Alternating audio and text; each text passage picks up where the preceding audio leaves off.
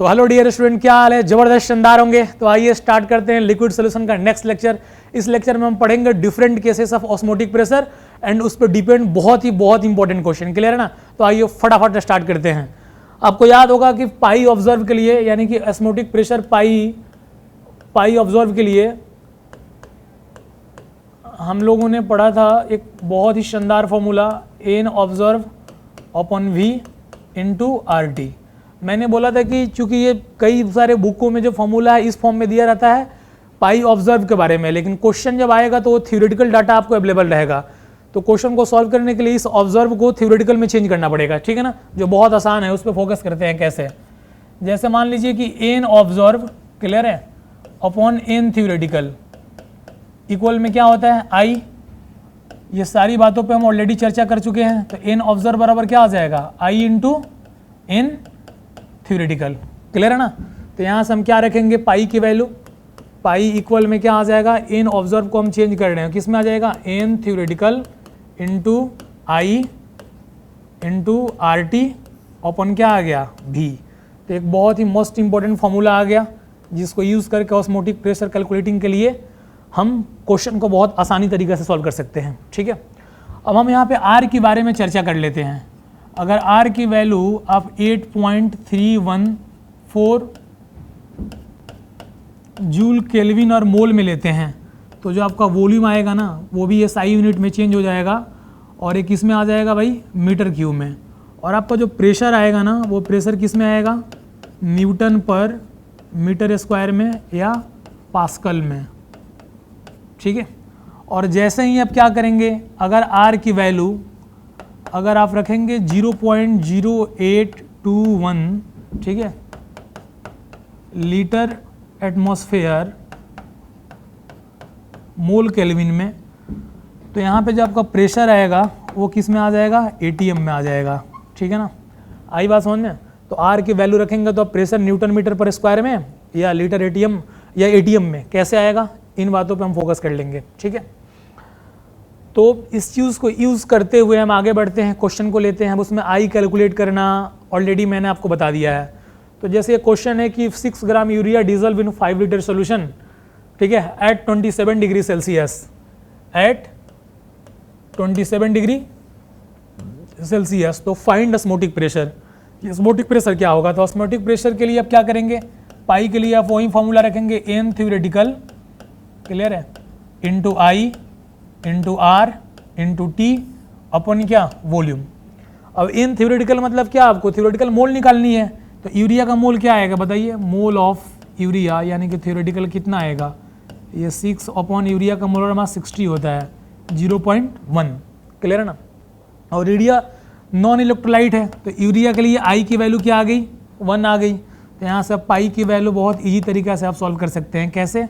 ये कितना आया है? 0.1 इंटू आई की वैल्यू 1 और आर की वैल्यू आप 1/12 ले लो, ठीक है ना? 0.081 होगा और T 27 डिग्री सेल्सियस है तो 300 केल्विन ले लो, क्लियर है? और V कितना है? 5, ठीक है? तो इसे आप सॉल्व कर लेंगे, क्लियर है ना? तो इसको आप सॉल्व करेंगे तो ये क्या आएगा? 0.5 और आर की वैल्यू अपने 0.0821 रखेगा तो क्या यहाँ पे आएगा? 0.5 ATM। समझ गया? क्लियर है ना? अब नेक्स्ट क्वेश्चन की तरफ बढ़ते हैं। बोला है कि 5.85 gram NaCl dissolve in 5 litre solution at 27 degree Celsius, तो फाइंड ऑस्मोटिक प्रेशर। सेम काम करेंगे। सबसे पहले आप पाई इक्वल में क्या लिखिएगा? आप मुझे बताइए। आप पाई इक्वल में लिखिएगा N theoretical into I into R into T upon में क्या करेंगे भाई? आप V लिखेंगे। अब यहाँ पर जो एन थ्योरेटिकल है कितना आएगा आपका? मतलब इसका मोल कितना आएगा भाई?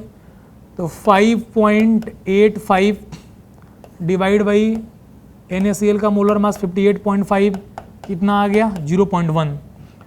अब इसमें ध्यान रखने वाली बात है कि NaCl के लिए I इक्वल में क्या होगा? तो I इक्वल में 2 होगा। इन सारी बातों पर ऑलरेडी हम बात कर चुके हैं, क्लियर है ना? स्ट्रॉन्ग इलेक्ट्रोलाइट की तरह ये काम करेगा। तो जैसे आप यहाँ फॉर्मूला पर रखेंगे तो एन थ्योरेटिकल कितना आया है आपका? 0.1, I की वैल्यू कितनी आई है? 2 और आर आप क्या लेंगे? 1/12 और टी यहाँ पे कितना है? 300 केल्विन और यहाँ पे कितना है भाई? 5। क्लियर है ना? तो जिसे आप कैलकुलेट करेंगे तो यहाँ पे क्या आने वाला है 1 ATM, ठीक है। तो ये 1 ATM आ गया प्रेशर, ठीक है। अब इस different cases of osmotic pressure में हम आगे नेक्स्ट की तरफ चलते हैं कि if solution contain 2 or more type of solute, clear है ना। तो उसमें क्या होगा, उसमें होगा कि पाई टोटल इक्वल में पाई 1 plus pi 2 plus dot dot dot. जैसे हम मोलरिटी के केस में पढ़ते हैं ना, resulting molarity M1 V1 plus M2 V2, वैसे ही है।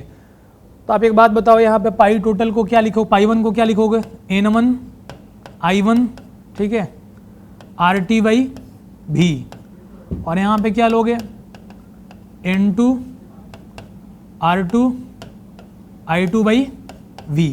अब मैंने क्या किया कि यहाँ से मैं कॉमन ले रहा हूँ RT बाई V, तो RT बाई V जैसे ही मैंने कॉमन लिया तो यहाँ पे क्या बचेगा N1 I1 plus N2 I2, clear है ना। तो ये किसके इक्वल आ गया भाई, पाई टोटल के इक्वल आ गया। तो ये भी बहुत इंपॉर्टेंट फॉर्मूला है जिसके यूज़ करते हुए क्वेश्चन को बहुत आसानी से हम करेंगे।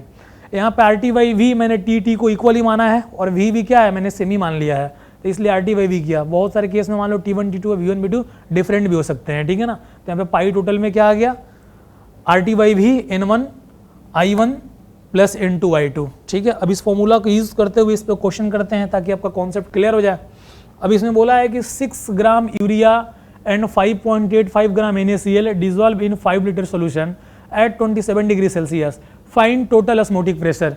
सेम बात हो गई, मैंने क्या बोला था कि solution contain 2 or more solute, clear है ना। तो यहाँ पे क्या करेंगे, आप पाई टोटल लगाएंगे। तो जैसे आप पाई टोटल लगाएंगे तब पाई टोटल का फॉर्मूला क्या लिखेंगे, अभी हमने प्रीवियस स्लाइड पे सॉल्व किया है N1 I1 plus N2 I2, clear है भैया, और RT बाई V, ठीक है ना।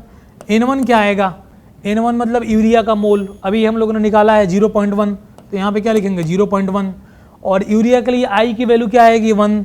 ये सारी बातें ऑलरेडी हम लोग कर चुके हैं, ठीक है ना। और NaCl के लिए N2 की वैल्यू क्या आएगा, अभी 0.1 ही आएगा। और यहाँ पे NaCl के लिए I2 की वैल्यू क्या आएगी 2 आएगी, तो यहाँ पे क्या लिख लेंगे आप 2, ठीक है भैया। और इंटू RT को आप 1/12 ले लो R को, और T को ले लो आप 300, ठीक है भाई। और वॉल्यूम कितना है यहाँ पे 5 है। आगे बात समझ में ना। तो जब इसे सॉल्व करेंगे आप तो ये क्या आ जाएगा 1.5 ATM, सीधे दिख रहा है ऐसा नहीं है, तो 1.5 ATM, ठीक है। और फिर क्या करते हैं कि ऑस्मोटिक केस में, मतलब ऑस्मोटिक के डिफरेंट केसेस में एक और डिफरेंट केस की मतलब केस के बारे में हम लोग बात करेंगे। क्या है, जैसे if 2 or more non reacting solution are mixed, ठीक है ना। अब नॉन रिएक्टिंग सोल्यूशन 2 या 2 से ज़्यादा हम मिक्स करते हैं तो उस केस में क्या आने वाला है, उस केस में ये आएगा कि पाई आर यानी कि resulting osmotic pressure into V total equal में क्या आएगा pi 1 V1 plus pi 2 V2 plus dot dot dot. कैसे, इसको अभी हम प्रूव कर ले रहे हैं। तो पाई आर मतलब resulting osmotic pressure into V total equal में क्या है पाई 1 V1 प्लस पाई 2 V2, ठीक है। अब इसको हम प्रूव कर लेते हैं कैसे। अभी एक बात बताइए, पाई टोटल इक्वल में क्या आया है, पाई टोटल इक्वल में आया है N1 I1 plus N2 I2, ठीक है, और इंटू RT बाई V मतलब ये क्या है V टोटल ही है, ये क्लियर है ना। अब इस V टोटल का हम इधर भेज देते हैं तो पाई टोटल मतलब वही रिजल्टिंग, और इंटू यहाँ पे क्या आ जाएगा V टोटल इक्वल में ये N1 I1 है ना, इसमें मैं क्या कर दे रहा हूँ कि N1 I1 इसमें मैं मल्टीप्लाई कर दे रहा हूँ V1 से, और डिवाइड भी कर दिया मैंने V1 से, ठीक है। और प्लस यहाँ पे मैं सेम कहानी N2 इंटू I2 मल्टीप्लाई कर दिया V2 से, और डिवाइड भी कर दिया मैंने V2 से। और यहाँ पे क्या है RT, तो आप खुद सोच के बताओ N1 I1 RT by V1 क्या हो जाएगा पाई 1, तो पाई 1 इंटू V1 हो गया, और N2 I2 RT by V2 ये क्या हो जाएगा पाई 2, तो क्या हो गया पाई 1 V1 plus pi 2 V2 equal में क्या आ गया पाई R इंटू V टोटल। तो यहाँ से प्रूव हो गया, क्लियर है ना कि ये कैसे हुआ। अब इस पे बेस क्वेश्चन कर लेते हैं ताकि आपको कॉन्सेप्ट में क्लैरिटी आ जाए, क्लियर है ना। जैसे बोला है कि 2 litre of 1 molarity urea solution mixed with 3 litre of 2 molarity NaCl solution at 27 degree Celsius, तो calculate resulting osmotic pressure. Clear है?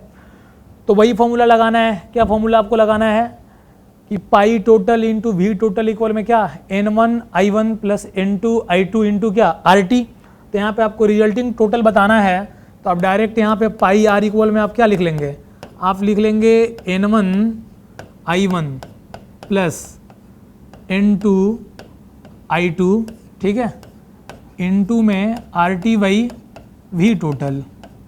वी टोटल आप लोग सोच रहे होंगे कि pi R into V total का pi 1 V1 plus pi 2 V2 है, तो V1 से V1 कैंसिल हो जाएगा, ठीक है ना, क्योंकि वहाँ पे आप लिखेंगे ना N1I1 V1 RT इंटू फिर V1, तो V1 कैंसिल हो जाएगा, तो इसलिए इसमें V1 नहीं आया, N1I1 प्लस N2I2 और RT बाई वी टोटल। तो N1 क्या आएगा, तो एक बात बताओ आप, 2 यहाँ पे लीटर और मोलरिटी कितना दिया 1, तो यूरिया का मोल कितना आएगा, मोल ऑफ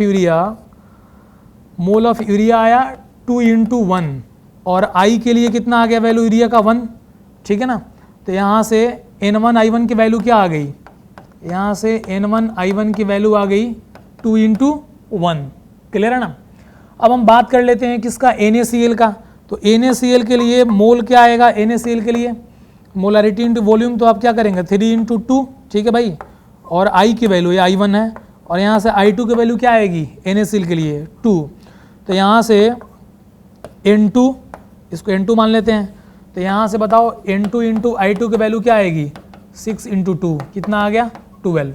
अब यहाँ पे बस रख लो, तो अब क्या लिखोगे, N1I1 का वैल्यू 2 आया है ना, तो 2 प्लस N2I2 की वैल्यू कितनी आई है 12 इंटू RT 1/12 और T की जगह पर आप क्या रखेंगे 300 केल्विन, और वी टोटल कितना है 3 लीटर प्लस 2 लीटर कितना आ गया 5 लीटर।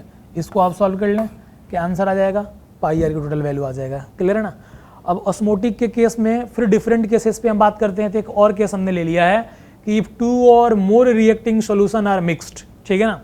तो बोला है कि 2 और मोर रिएक्टिंग सॉल्यूशन, इसमें नॉन रिएक्टिंग था, इसमें रिएक्टिंग था, तो जब रिएक्टिंग सॉल्यूशन का मिक्स करेंगे ना, तो उसमें जो सबसे इंपॉर्टेंट कहानी है वो कहानी ये है भैया हमारे, कि हम जो सॉल्यूट के मोल है ना, आफ्टर द रिएक्शन उसको हम कंसिडर करेंगे। उससे पहले अगर हमने कंसिडर किया तो पूरा का पूरा कहानी क्या हो जाएगी, गलत, ठीक है ना।